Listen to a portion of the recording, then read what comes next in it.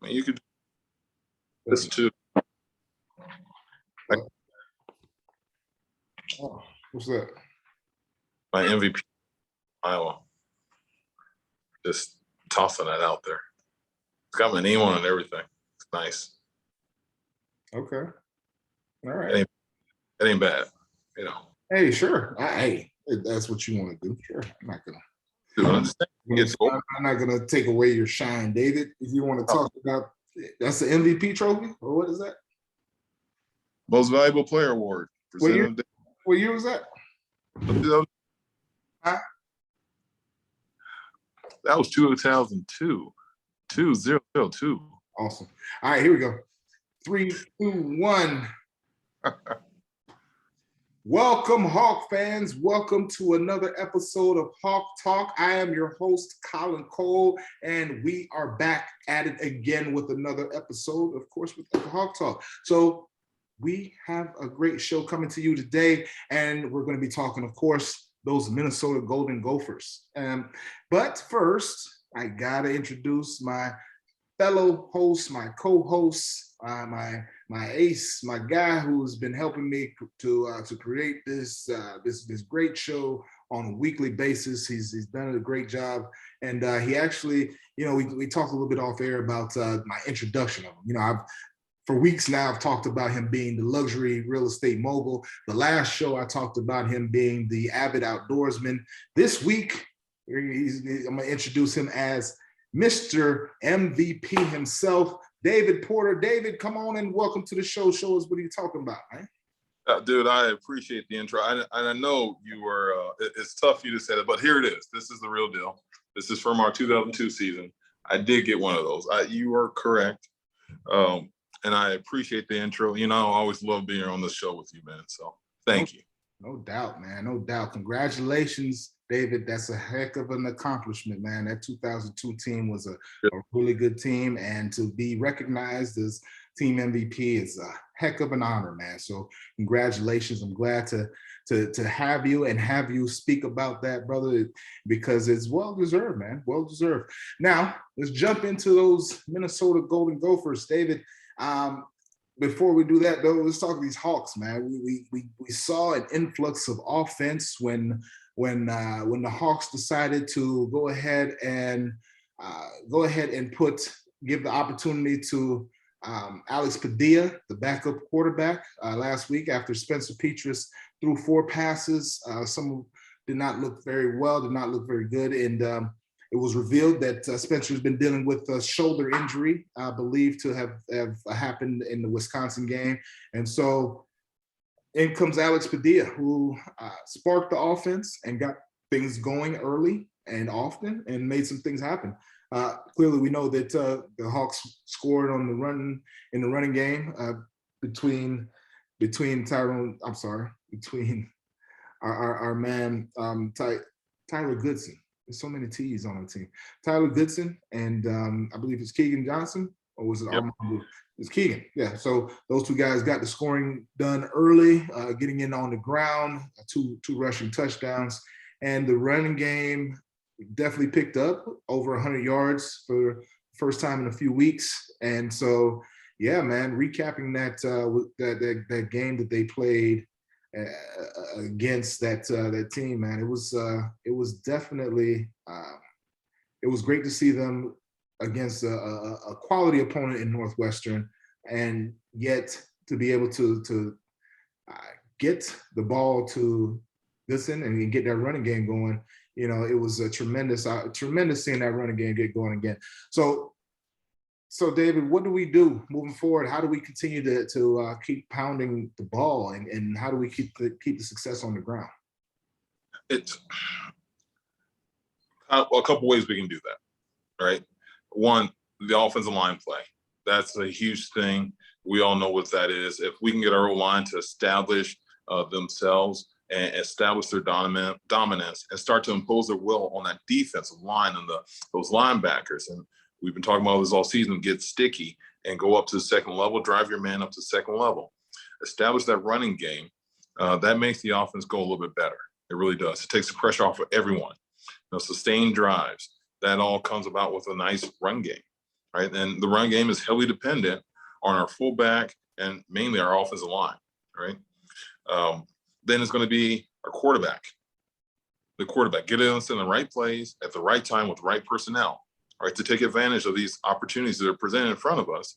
When we see a defense that we're really set up to take advantage of, say, their spacing or whatever that is, or maybe he's making a determination to throw a ball, right, where the guy may not necessarily be open, but is a pass interference ball. That's a great thing for us, right? Anything that keeps the drive going. So our offensive line establishing themselves, being physical, being tough, being smart, getting our quarterback to be tough as well. For the quarterback is a lot of mental toughness, but we also need that arm strength, and we need what Alex has right now. It seems like he's had it for a while.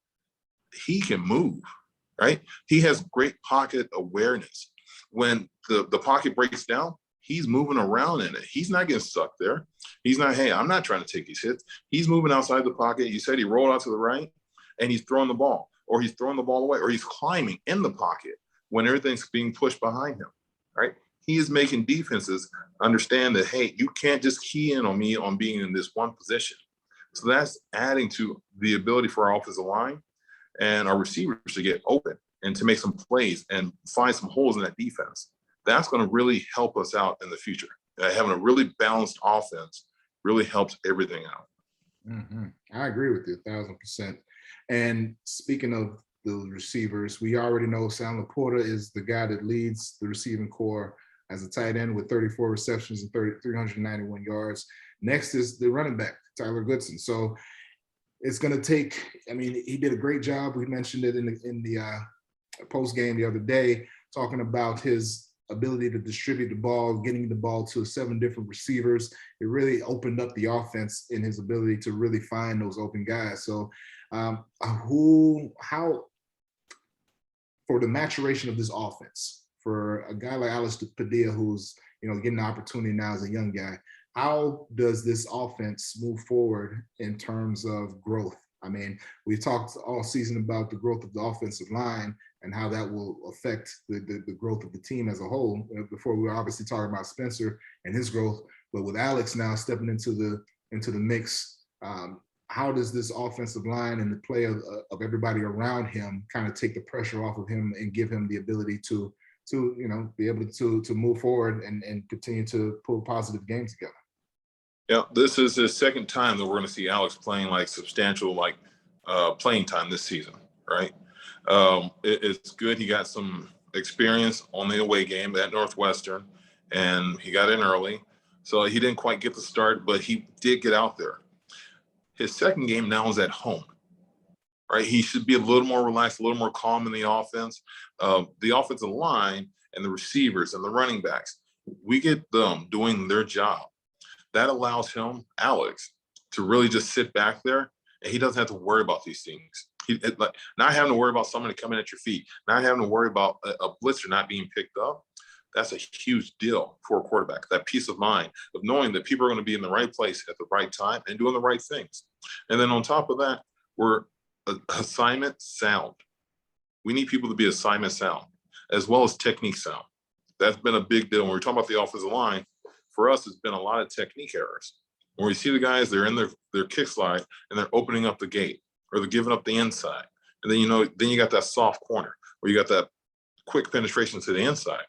That throws off the timing for the receiver. That throws off the timing for the quarterback. That throws off the entire timing for the play.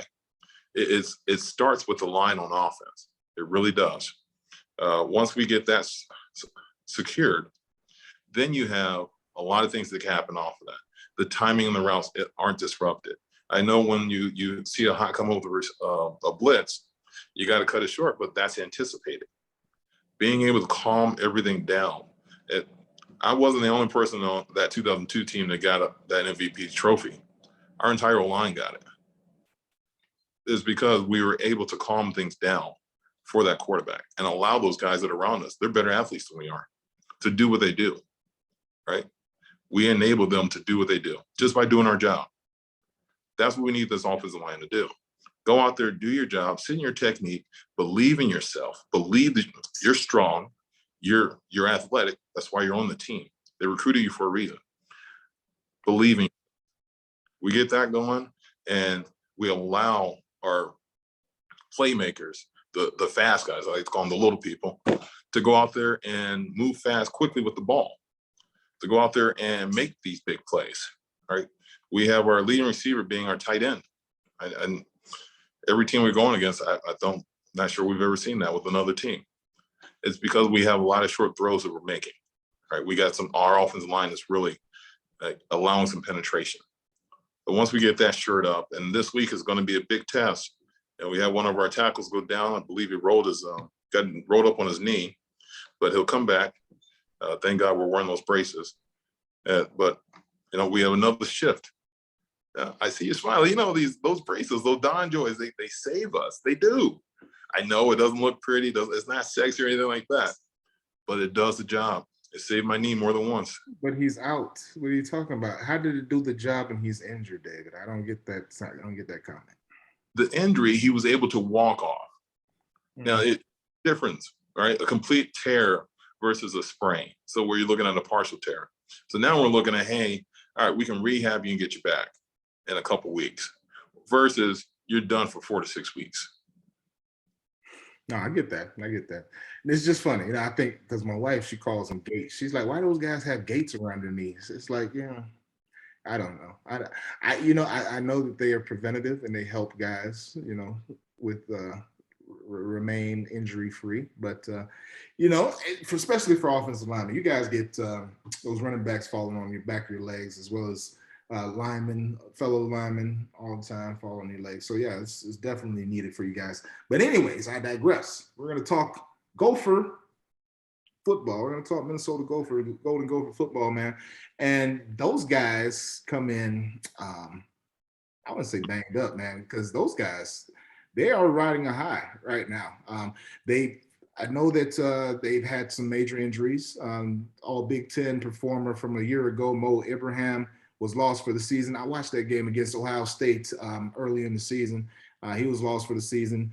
His backup, Trey Potts, got injured early in October, and they actually had a guy by the name of Cam Wiley in their backfield who transferred, and Preston Jalen, who got injured in August. So now the Golden Gophers will be relying on 2 scholarship tailbacks, freshman Kai Thomas and Marquise Irving.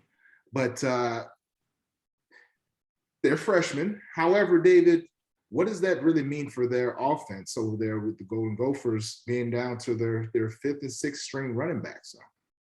Well, you saw what happened when they started losing their running backs. They went to the next man in. And then that guy hurt. They went to the next man in. Now that guy got hurt, they went to the next man in. And you start looking at the run production. It really hasn't dropped off much.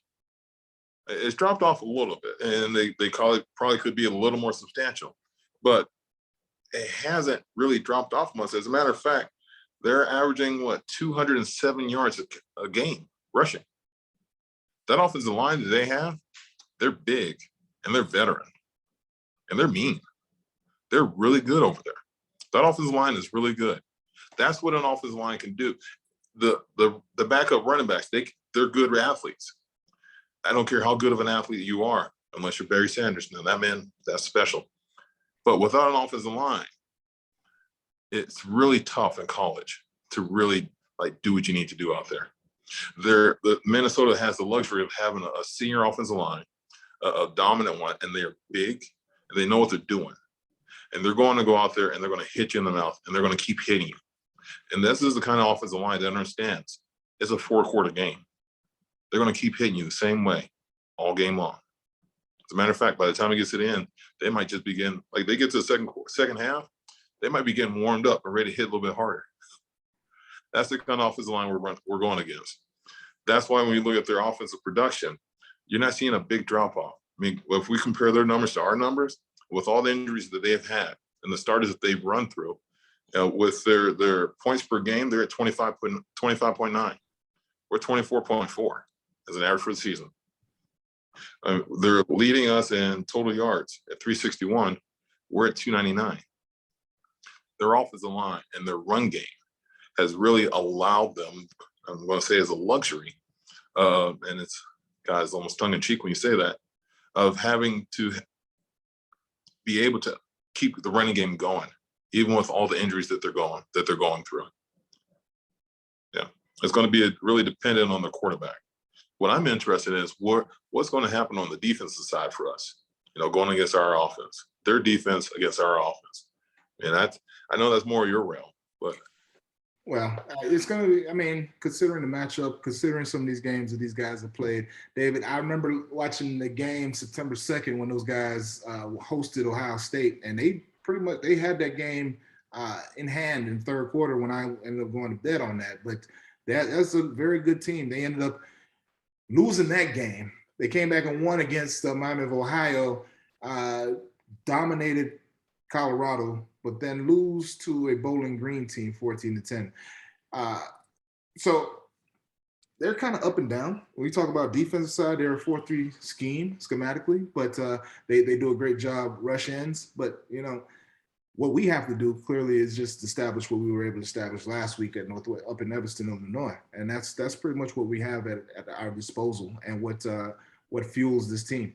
So with 3 games left to go in Big Ten play for this team, Minnesota currently sits second in the Big Ten West, with Iowa sitting 4th, man, at both teams being at 4-2.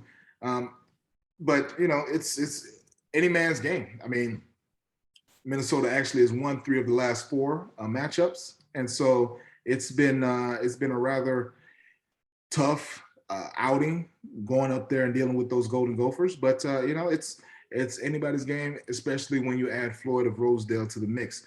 But one of the major things you talk about their defensive side, they do a tremendous job. They don't create a ton of turnovers, but they play very sound for Coach Fleck over there. So it's going to be interesting.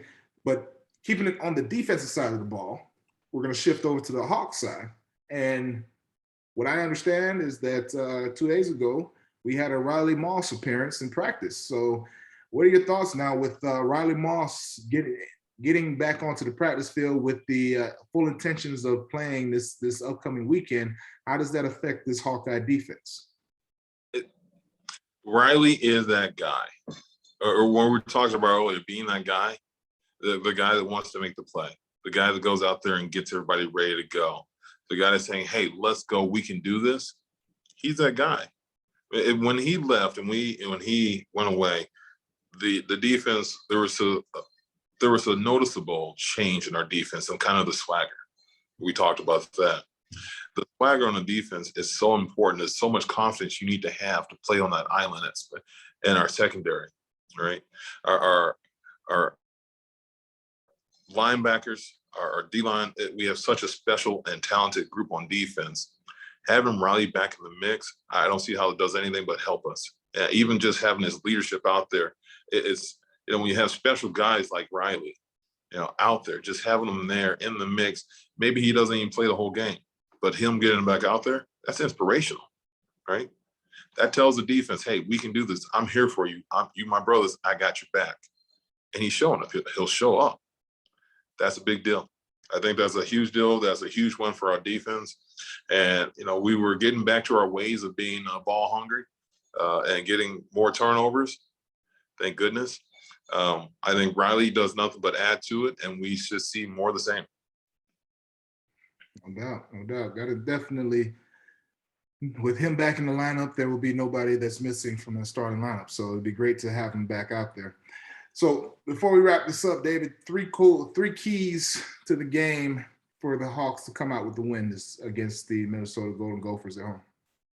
It's going to be a lot of the same thing for me. We need our offense to start fast, and that means our O-line needs to go out there ready to play. Establish the run, and then it's going to be our defense. This game, we're going to be heavily dependent on our defense and how much pressure can they put on that quarterback. We know they're going to try and run the ball. Hey, we're good at stopping the run. We're good at that stuff. Can we get there and get behind the line of scrimmage? Can we reestablish the line of scrimmage and push it backwards? Can we get our D-line to get back there, get some penetration, and actually say, hey, we're going to turn into this game. It's our defense versus your offense. Our offense is going to do what it's going to do. Let's go. We're going to win. What do you think? Mm-hmm. I would say for me, this talented group coming into Kinnick Stadium has all the intangibles of being able to win. They beat Purdue. Purdue beat both Iowa when they were ranked number 2, and they beat Michigan State when they were ranked 3rd or 4th. So for Minnesota to pull that out against a very good Purdue team, they obviously got some good things going for them. Just like you said, man, they in order for us to come out with the win, we got to take away that running game, and the offensive line that they have over there has proven that they have the ability to create space for these backs. It doesn't matter who's running the ball. David, you probably could tote the ball back there and get you some decent yardage behind that offensive line. So it's going to be key for that group for the defensive line, the defensive front, including the linebackers, including Jack Campbell and Seth and those guys. They got to definitely play downhill, create a new line of scrimmage, play fast, make sure that they help that defensive line out in terms of getting the double teams off by coming downhill, firing in their gaps, and creating those negative plays. So that's one. Riley Moss's return, that's another one. Does he come back in the same form that he was before he went down with that injury against Penn State? Can he come back true to form there, and can he contribute right away? That's the next one. And then third, I want to see Alex Padilla take the next step, coming in as a starter, having the opportunity to run the offense from the beginning of the game and throughout the game is going to really give him the opportunity to really show what his abilities are. So just the maturation of Alex Padilla and getting more comfortable and confident within this offense. So those are my keys to the game.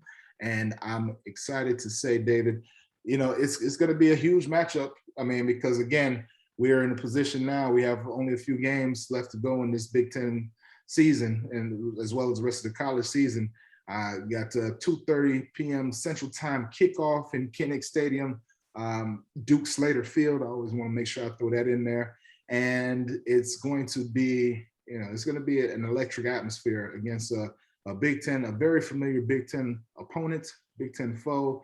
We got to get the pig back home. And so that's going to be the biggest thing, man, is doing whatever it takes to come out with a win, taking away their playmakers, taking away their offense, their running game first and foremost, and really creating an opportunity for our guys with turnovers like we've done throughout the season in our wins. So we'll see how things shake up on Saturday, 2:30 Central Time, and see if these Hawks can come out with another win, 2-game win streak going for Alex Padilla and the rest of the Hawks. So with that, I want to thank you all for joining us on the show. I'm your host, Colin Cole, for David Porter. Really appreciate you all for joining us, and thank you guys again, and go Hawks and God bless. Or no, I said that wrong, brother. I said God bless and go Hawks. Yeah. God bless and go Hawks. Go Hawks.